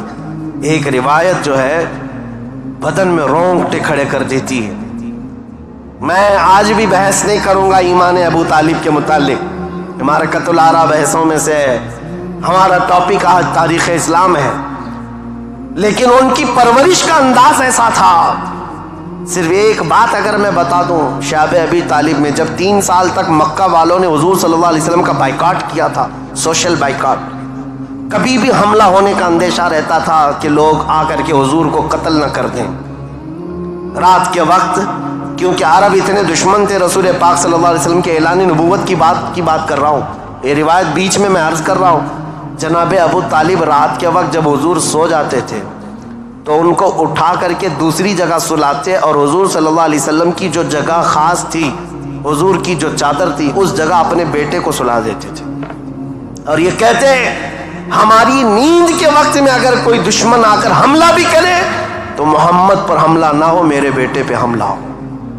یہ کمال کی شفقت کے ساتھ انہوں نے پرورش کی ہے رسول اللہ صلی اللہ علیہ وسلم۔ جب آپ کی عمر پاک 12 سال کی تھی، حضور اکرم صلی اللہ علیہ وسلم کی، جناب ابو طالب کے ساتھ آپ تجارت کے لیے نکلے ملک شام، کیونکہ خاندانی مشغلہ تھا تجارت۔ ابو طالب ساتھ میں لے کر کے گئے۔ یہ وہ ٹرننگ پوائنٹ ہے تاریخ کا کہ بیچ راستے میں ایک بحیرہ راہب، ایک عیسائی پادری تھا، جہاں پر یہ قافلہ رکا تھا۔ بحیرہ راہب نے دیکھ کر کے ہی کہا ہذا سید المرسلین، یہ رسولوں کا سردار آیا ہے۔ عیسائیوں نے پوچھا تمہیں کیسے پتا؟ کہا میں نے ان کو دیکھا، یہ 12 سال کی عمر کے، جب یہ آ رہے تھے رات کے وقت پہاڑوں کے اوپر سے اتر رہے تھے، میں نے دیکھا کہ سارے پہاڑ سجدے، سارے جتنے بھی درخت ہیں وہ اس 12 سالہ لڑکے کے لیے سجدے میں گرے ہوئے ہیں۔ اور میں نے دیکھا کہ دن میں یہ جب چلتے ہیں تو سورج کی روشنی ان پر نہیں پڑتی، بادل کا ایک سایہ ان کے اوپر سایہ بنائے ہوئے چلتا ہے، بادل کا ایک ٹکڑا سایہ بنائے ہوئے چلتا ہے۔ یہ بحیرہ راہب نے ابو طالب کو بلا کر پوچھا یہ کون ہے؟ کہا میرا بھتیجا ہے۔ کہا میری ایک بات سن لو، اچھا ہوگا کہ تم ان کو ملک شام مت لے جانا، وہاں یہودی ہیں، وہ ان کے قتل کے در پہ ہو جائیں گے، کیونکہ وہ اس انتظار میں ہیں کہ آخری نبی ان کے خاندان میں پیدا ہوگا۔ یہ تو تمہارے خاندان کا نصیبہ ہے، اگر تم لے جاؤ گے تو یہودی قتل کر ڈالیں گے، تم یہیں سے ان کو واپس مکہ لے جاؤ۔ جناب ابو طالب گھبرا گئے، ڈر گئے، کہا کہ میں اپنے اس بھتیجے کو ملک شام نہیں لے جاؤں گا۔ بیچ راستے سے ہی رسول پاک صلی اللہ تعالیٰ علیہ وسلم کو لے کر وہ مکہ واپس آئے۔ یہ وہ بشارت تھی، 40 سال کے بعد حضور نے اپنی نبوت کا اعلان فرمایا، لیکن خبریں تو 12 سال سے ہی مشہور ہو چکی تھی، خبریں ہو چکی تھیں۔ بحیرہ راہب نے یہ کہا۔ اس کے بعد حضور پاک صلی اللہ تعالیٰ علیہ وسلم تجارت کو اپناتے رہے۔ جب آپ کی عمر پاک 25 سال کی تھی تو مکہ مکرمہ کی ایک معزز خاتون، بڑی مالدار خاتون تھی، حضرت خدیجہ، جن کے 2 شوہروں کا انتقال ہو چکا تھا۔ اب وہ کسی سے شادی کرنے کے موڈ میں کبھی نہیں تھی، لیکن وہ بڑی مالدار تھیں۔ انہوں نے اپنا مال تجارت کسی کو دے کر کے، انویسٹ کروا کر کے تجارت کرواتی تھیں۔ جب ان کو پتہ چلا محمد صلی اللہ علیہ وسلم بڑے امانت دار ہیں، بڑے ہی دیانت دار ہیں، تو اپنا مال ان کو دیا اور کہا کہ تم تجارت کرو اور نفع کما کر کے لے آؤ۔ رسول پاک صلی اللہ علیہ وسلم ان کا مال تجارت لے کر ملک شام گئے اور اتنا نفع ہوا اس مال میں۔ واپس جب آ رہے تھے تو حضرت خدیجہ کا ایک غلام میسرہ تھا۔ حضرت خدیجہ نے کہا تھا میسرہ تم ہمیشہ محمد پر نظر رکھنا، دیکھتے رہنا یہ کیسی کیسی تجارت کرتے ہیں، کتنا نفع کرتے ہیں، اسی لیے نہیں کہ خرد برد ہوگا، اس لیے کہ مدد کے طور پر۔ جب یہ قافلہ واپس مکہ آ رہا تھا، اب پھر ٹرننگ پوائنٹ ہے یہاں پر، حضرت خدیجہ اپنے گھر کے بالا خانے پر بیٹھ کر کے اپنا نفع شدہ قافلہ جو مکہ میں داخل ہو رہا ہے اس کو دیکھنے کے لیے بیٹھی ہوئی تھی۔ بڑا گھر تھا، بڑا محل تھا۔ جب وہ اوپر سے نظارہ کر رہی تھی، وہیں سے دیکھ کر کے وہ گرویدہ ہو گئی کہ اتنی دور سے دیکھ رہی تھی، قافلہ صاف نظر نہیں آ رہا تھا، لیکن چہرہ محمد سب سے زیادہ چمکتا ہوا نظر آ رہا ہے۔ حضرت خدیجہ کہتی ہے میں نے چاند کو بھی اتنا تیزی سے چمکتے نہیں دیکھا جس طرح ملک شام سے یہ لوٹتا ہوا قافلہ محمد کا چمکتا ہوا چہرہ لے کر آ رہا تھا۔ حضرت خدیجہ کہتی ہے عجیب حالت تھی، قافلہ تو تجارت کر کے آ رہا ہے، لیکن میں نے دیکھا اس قافلے کے اوپر جو دھوپ کا وقت ہے، اس وقت آسمان کا ایک ٹکڑا، بادل کا ایک ٹکڑا سایہ بن کر کے چلتا ہوا آ رہا ہے، جس طرف محمد جا رہا ہے اس طرف وہ ٹکڑا بھی چلتا جا رہا ہے۔ آگے پیچھے نہ جانے کون سی مخلوق چل رہی تھی۔ حضرت خدیجہ کا دل یہیں سے بے قرار ہوا۔ ملک شام سے تجارت کر کے واپس آنے کے بعد، جبکہ حضرت خدیجہ کی 2 شادیاں آلریڈی ہو چکی تھی، انتقال ہو چکے ان کے شوہروں کے، 40 سال کی عمر ہو چکی تھی، شادی کرنے کا کوئی خیال نہیں تھا، لیکن حضور پاک کے چہرے پاک کو دیکھنے کے بعد، ان کی خصوصیات دیکھنے کے بعد، نفع لیتے ہی آپ نے پیغام بھیج دیا محمد صلی اللہ تعالیٰ علیہ وسلم سے، کہا کیا آپ مجھ سے نکاح کرنا چاہیں؟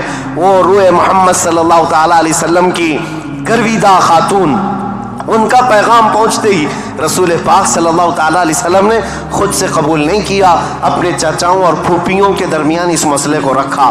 جناب ابو طالب تھے، سارے پھوپھیاں اور چچا بیٹھے، ان کے سامنے رکھا کہ حضرت خدیجہ کے پیغام نکاح آیا ہوا ہے۔ سارے لوگوں نے کہا تمہیں پتہ ہے خدیجہ پورے مکہ میں طاہرہ کے نام سے جانی جاتی ہیں، سب سے پاکیزہ خاتون۔ عزت تو ایسی تھی کہ ادنا سے ادنا آدمی بھی اور اونچا سے اونچا آدمی بھی حضرت خدیجہ کی طرف چہرہ اٹھا کر نہیں دیکھتا، ان کی عزت بڑی تھی۔ کہا کہ اگر محمد تمہارے لیے ان کی طرف سے پیغام آیا ہے تو قبول کر لو۔ رسول پاک صلی اللہ تعالیٰ علیہ وسلم نے جواب بھیجا کہ مجھے بتایا گیا ہے کہ مکہ میں سب سے شریف خاتون اگر کوئی ہے تو وہ خدیجہ کا نام ہے۔ میرے عزیزو، خاتون شریف کیوں نہ ہوگی؟ اس لیے کہ جس کے پیٹ سے پیدا ہونے والی بیٹی فاطمۃ الزہرا ہو، سیدہ کائنات ہو، تو پھر ماں کا عالم کیا ہو سکتا ہے؟ اللہ کریم نے یہ انتخاب فرمایا تھا۔ رسول کریم صلی اللہ تعالیٰ علیہ وسلم نے اس نکاح کو دل و جان سے پسند کیا۔ نکاح کی تقریب ہوئی۔ نکاح کی تقریب میں جناب ابو طالب اور حضور کے سارے چچا اور پھوپھیاں بھی شریک ہوئے۔ خطبہ نکاح کا خطبہ جناب ابو طالب نے پڑھا تھا۔ وہ خطبہ آج بھی موجود ہے جو میرے آقا صلی اللہ تعالیٰ علیہ وسلم کے پہلے نکاح میں خطبہ ہوا تھا۔ اس خطبے کے بعد نکاح مقرر ہونے کے بعد رسول کریم صلی اللہ تعالیٰ علیہ وسلم کی یہ شریک حیات، یہ رفیق حیات، یہ محبوب رب العالمین سیدہ خدیجہ حضور کی ایسی وفا شعار خاتون بن کر کے رہی کہ اللہ کی قسم آج بھی پوری روئے زمین پر جو میرے آقا کی اولاد سادات کے نام سے جانی جاتی ہیں وہ کہیں اور نہیں، وہ خدیجہ کی پیٹ سے پیدا ہونے والی اولاد ہے۔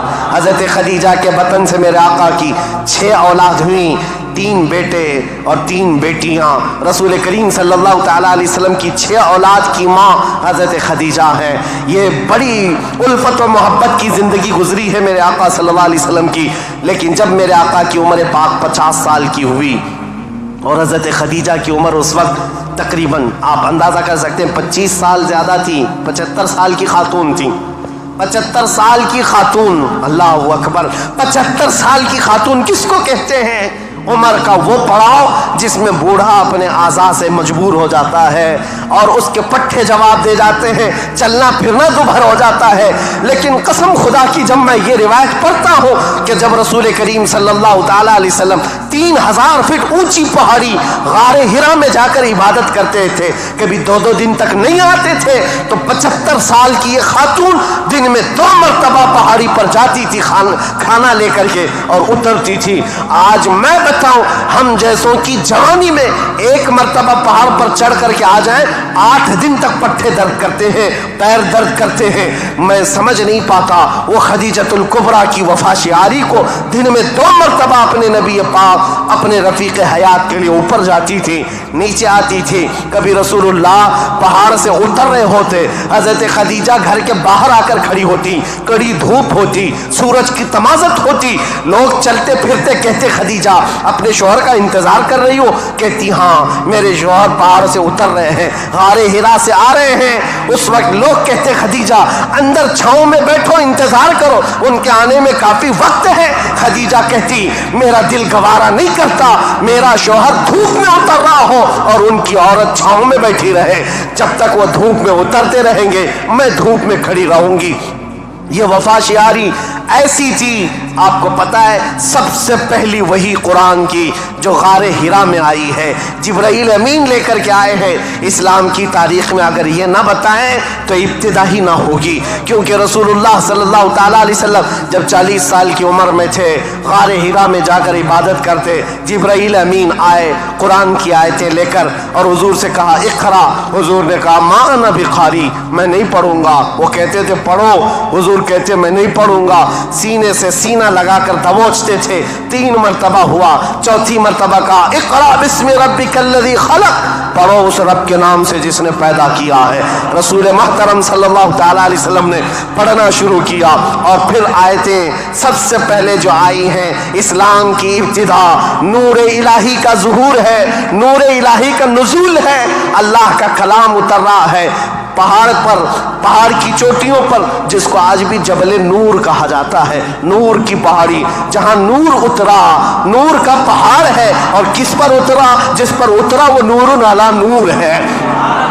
قرآن کی آیتیں آئیں، اقرأ بسم ربک الذی خلق، خلق الانسان من علق، اقرأ وربک الاکرم الذی علم بالقلم، علم الانسان ما لم يعلم۔ یہ 5 آیتیں دے کر جبرائیل امین چلے گئے۔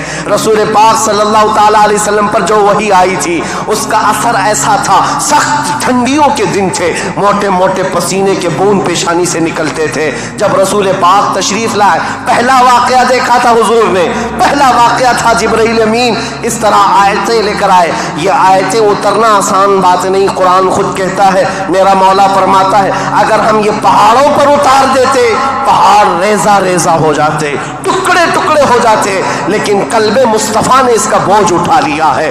رسول اللہ کے دل نے اس امانت کو اٹھایا تھا، لیکن چل کر کے دنیا کا وہ پہلا انسان، دنیا کی وہ پہلی شخصیت ہے جس کو قرآن سنایا میرے آقا نے، وہ کوئی اور نہیں، ام المومنین سیدہ خدیجۃ الکبریٰ ہے۔ آئے رسول پاک صلی اللہ تعالیٰ علیہ وسلم، گھر آتے ہی فرمایا میرے پاس ایک فرشتہ آیا، سینے سے سینے لگایا اور اس نے یہ آیتیں اللہ کی طرف سے سنائی، مجھے کمبل اڑاؤ، زمیلونی زمیلونی، بار بار کہتے مجھے کمبل اڑاؤ، سخت ٹھنڈیاں لگ رہی ہیں۔ سیدہ خدیجۃ الکبریٰ کی باتیں یاد رکھو، تاریخ میں آج بھی لکھی ہوئی ہیں۔ ڈھارس بندھانے والی، تسلی دینے والی، حوصلہ دینے والی خاتون ہو تو زندگی کمال کی ہے۔ عزیزان گرامی کہتی ہیں اے محمد عربی صلی اللہ تعالیٰ علیہ وسلم، اے اللہ کے رسول، آپ یتیموں کا بوجھ اٹھاتے ہیں، آپ بیواؤں کی مدد کرتے ہیں، آپ کمزوروں کا ہاتھ پکڑتے ہیں، آپ کے ساتھ کبھی برا ہو ہی نہیں سکتا۔ یہ جو اترا ہے وہ آپ کی بھلائی کے لیے ہے۔ ان قریب آپ دیکھیں گے زمین و آسمان کی ساری چیزیں اللہ تعالیٰ آپ کے لیے مسخر فرما دے گا۔ یہ خدیجۃ الکبریٰ رضی اللہ تعالیٰ عنہ کی حوصلہ افزائیاں تھی۔ یہاں سے میرے آقا صلی اللہ تعالیٰ علیہ وسلم پھر مکہ تشریف لائے، اور آپ کو پتہ ہے سب سے پہلے مکہ مکرمہ میں اب تاریخ اسلام کی شروعات ہے، تاریخ اسلام کی شروعات ہے۔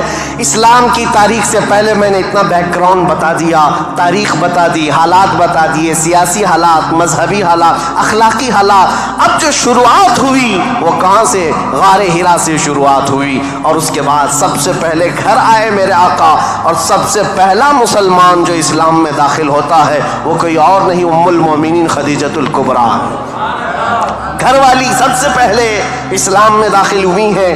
روایتوں کی تطبیق کے اعتبار سے الگ الگ مفسرین محدثین نے بیان کیے ہیں۔ سب سے پہلے اسلام لانے والوں میں صدیق اکبر بھی ہیں، مولا کائنات بھی ہیں، اور حضرت خدیجہ بھی ہیں، حضرت زید بھی ہیں، حضرت بلال بھی ہیں۔ سب کی کیٹیگری کے حساب سے ان کو اول درجے میں رکھا گیا۔ عورتوں میں سب سے پہلے حضرت خدیجہ، بچوں میں مولا کائنات۔ بہرحال سب سے پہلا جو اسلام شروع ہو رہا ہے وہ حضرت خدیجہ خود کے گھر سے رسول اللہ نے شروع فرمایا، اور اس کے بعد پھر مکہ والوں کو جمع فرمایا۔ مکہ کے سارے لوگ حضور کی بڑی عزت کرتے تھے، لوگ اپنی امانتیں حضور کے پاس رکھتے۔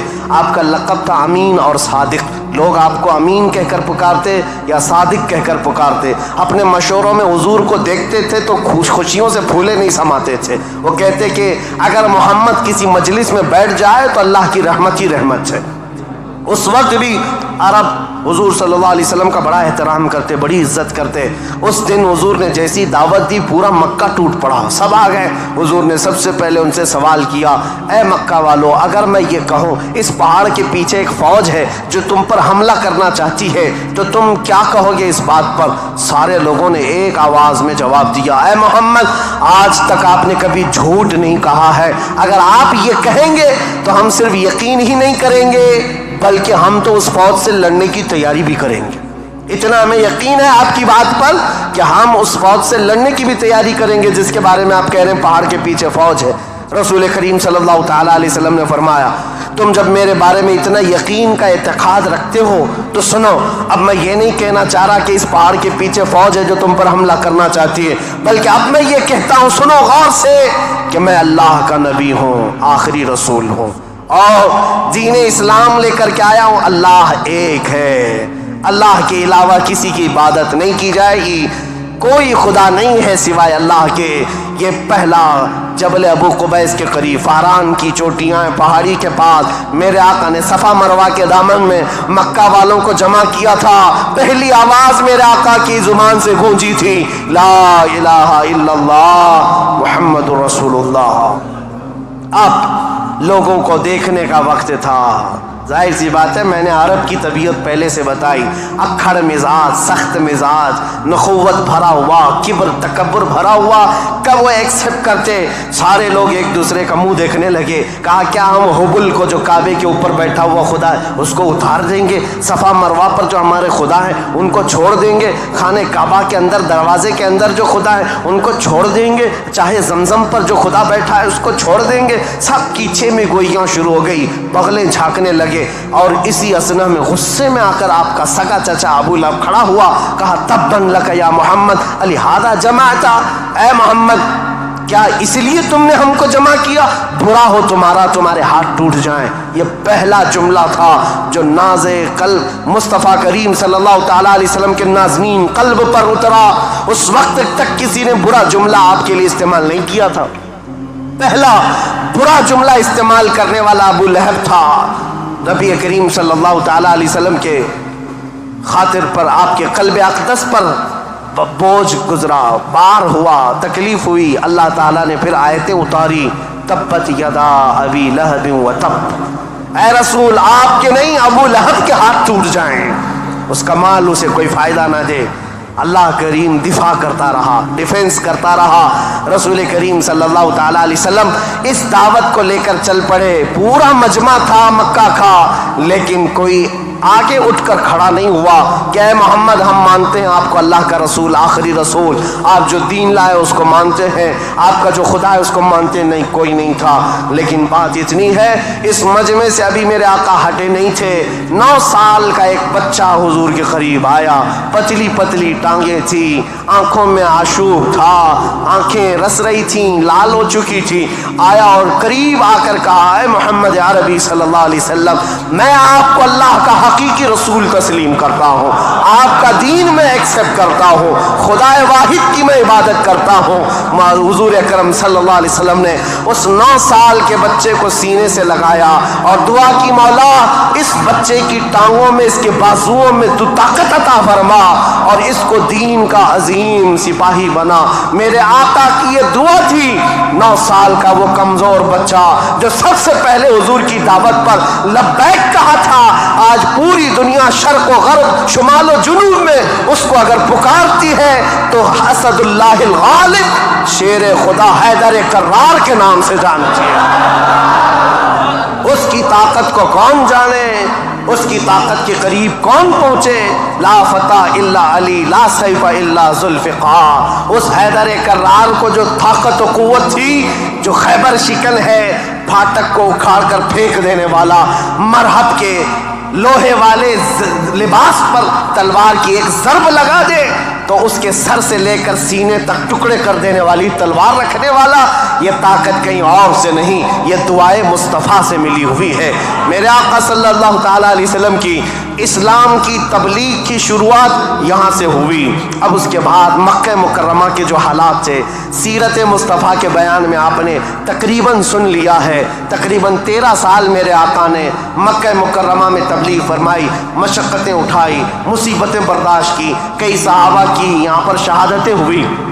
یہاں پر حضرت سمیہ کا قتل ہوا ہے، حضرت عمار بن یاسر کو یہاں پر مارا گیا، حضرت یاسر کو جلایا گیا، اور یہاں پر حضرت خبیب بن عدی، حضرت زید بن دسنا، حضرت خباب بن عرد، ان کے مسلے کیے گئے تھے، کان کاٹے گئے، ناک کاٹے گئے، ان کی زبانیں کاٹی گئی، ان کے ہاتھ پیر کاٹے گئے اور ان کو پھانسی پر چڑھایا گیا۔ یہ ساری تکلیفیں میرے آقا نے برداشت فرمائیں۔ 13 سال تک بلال حبشی کو تو پیروں میں رسی ڈال کر کے مکہ والے کھینچتے تھے، بدماش لڑکے پورے مکہ کی گلیوں میں گھماتے۔ ان کا آقا جو امیہ تھا وہ آپ کے سینے پر گرم سل رکھتا، گرم ریت پر آپ کو سلایا جاتا۔ آج کی زمین پر آج بھی آپ مکہ میں جائیں، دوپہر کے وقت 1 منٹ آپ بغیر چپل کے کھڑے ہو کر کے دکھا دیں، اللہ کی پناہ آپ کے پیروں میں چھالے نہ آئیں تو بات کرنا، آپ کے پیروں میں آبلے نہ پڑ جائیں تو مجھ سے کہنا، لیکن وہ بلال حبشی کو پورا دن گرم ریت پر سلایا جاتا. پیٹھ گل گئی تھی اور ان کے پیٹھ سے گوشت نکل کر کے چربی میں تبدیل ہو گیا, چربی نکل گئی تھی, ریڑھ کی ہڈی دکھتی تھی. یہ حضرت بلال کے ساتھ ہوئے. یہ باتیں اس لیے میں عرض کر رہا ہوں, ان ظالموں کو آج صرف حضور کی جنگیں نظر آتی ہیں. حضور پاک کے ساتھ مکہ والوں نے جو دہشت گردی کی تھی, جو آتنک مچایا تھا, وہ کیوں نہیں بیان کرتے؟ 13 سال تک تلوار نہیں اٹھائی, نہ تلوار اٹھانے کا حکم دیا. 13 سال برداشت کیے, سوشل بائیکاٹ بھی برداشت کیا, حضور نے پتے کھائے, چمڑے ابال کر کھائے, سب برداشت کیا. پھر ہجرت بھی کیا, اپنا وطن بھی چھوڑا. اب مدینہ طیبہ تشریف لے گئے. اب یہاں سے اسلامی حکومت کی اسٹیبلشمنٹ ہوتی ہے, بنیاد رکھی جاتی ہے. اور میرے دین کی بنیاد جہاں رکھی گئی وہ بہت بڑا کروڑوں کا بنایا ہوا پارلیمنٹ نہیں تھا, وہ کھجور کے چھالوں سے, کھجور کے پھڑ سے بنایا ہوا چھپر کا ایک چھوٹا سا گھرانہ جس کو مسجد نبوی کہا جاتا ہے. یہ مسلمانوں کا مرکز تھا, یہ پارلیمنٹ تھا میرے آقا کے. یہاں سے اسلام کی حکومت کا آغاز ہوتا ہے, یعنی اسٹیبلشمنٹ جو ہوئی. اب یہاں سے رسول اللہ صلی اللہ علیہ وسلم نے باضابطہ بادشاہوں کو اسلام کی تبلیغ دی. لوگ چوک در چوک اسلام لاتے رہے, اور اس کے بعد اسلامی فتوحات بھی ہوئیں, غزوات ہوئے, جنگیں ہوئیں. نبی کریم صلی اللہ تعالیٰ علیہ وسلم کا یہ جو مدنی دور ہے حضور کا, یہ بڑے سنہرے ابواب میں لکھا گیا. وہ ہجرت کا 8واں سال تھا. انشاءاللہ العزیز کل میں حضور اکرم صلی اللہ علیہ وسلم کے مدنی دور کے آخری حالات اور پھر حکومت کا جو اسٹیبلشمنٹ ہے اور اس کے بعد خلافت کا آغاز, جو خلافت کی تاریخ ہے, کیسے خلافت قائم ہوئی, کس طرح سے خلافت کے لیے معاملات آئے, انشاءاللہ تاریخ اسلام کی آگے کی اور بنیادیں آپ کے سامنے رکھیں گے. اور پھر میں آخر میں یہی کہوں گا, میرے آقا کا میں نے ذکر کیا ہے, ہماری ہمت اب جواب دے رہی ہے. پسینے آ گئے, تھک گئے ہیں, سن کر کے ہو سکتا ہے کوئی نہ تھکے, بول کر کے میں نہ تھکتا ہوں, لیکن بات طبیعتوں کے تقاضے کی ہے. حضور کا ذکر ایسا ہے, میرے آقا کا ذکر ایسا ہے, جس پر کل میں نے جو شعر کہا تھا وہی آج کہتا ہوں. جو کچھ بیاں ہوا وہ آغاز باب تھا, یہ قصہ لطیف ابھی نا تمام ہے, لیکن رضا نے ختم سخن اس پہ کر دیا. خالق کا بندہ خلق کا آقا کہوں تجھے. وآخر دعوانا الحمدللہ رب العالمین. السلام علیکم.